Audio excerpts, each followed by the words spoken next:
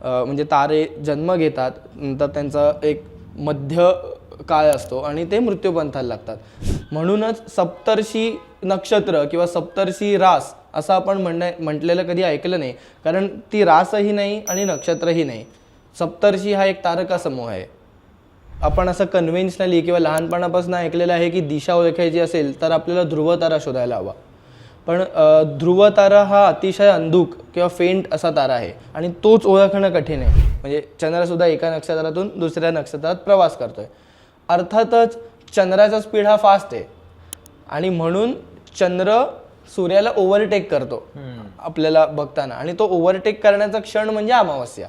तर इतके जे प्रचंड मोठे तारे आहेत त्यांचा जेव्हा अंत होतो त्यामुळे तर ते अर्थातच त्यांच्यातली गुरुत्वाकर्षण क्षमता इतकी जास्त असते, ते इतके प्रचंड वस्तुमानाचे तारे असतात की त्यांचं रूपांतर कृष्णविवरात होतं. ध्रुव नावाचा एक व्यक्ती किंवा एखाद्या ताऱ्याला आढळ पद नाही मिळालं तर त्या ठिकाणाला एक पद असं मिळालं आणि ते आढळ आहे. त्याच भोवती सगळे तारे ग्रह आपल्याला फिरताना दिसतात.